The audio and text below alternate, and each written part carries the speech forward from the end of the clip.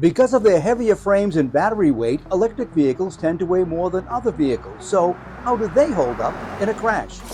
IIHS tested 7 EVs and found 5 were award-worthy and 2 others struggled to protect rear seat passengers.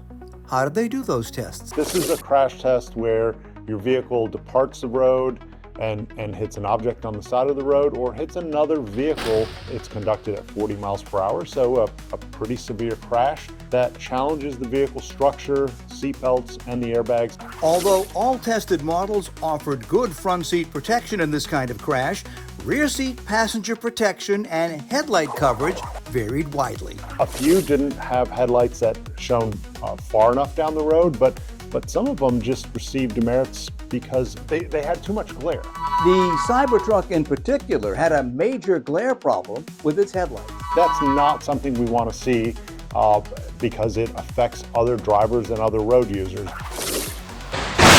Backseat passengers in some models, including the Ford F-150 Lightning and Nissan Ariya, were at greater risk for internal injuries due to poor lap belt positioning. The Ford rated poor, the Nissan rating marginal, due to high risks of chest, head, and neck injuries for rear passengers as the result of improper lap belt positioning, which could lead to internal injuries. We also want to see seatbelt technology that comes across the pelvic region of occupants, especially the smaller occupants, in a way that doesn't allow that seatbelt to do what we call submarining, or move up from the bony part of the pelvis up into the abdomen and then load that soft tissue in the abdomen directly. Pedestrian crash prevention evaluations also varied widely, ranging from good to acceptable for the various models. Now, you did have one caveat with the Cybertruck. You're saying only vehicles produced after April 2025. What was the issue prior to that? All they told us is that they have implemented some changes.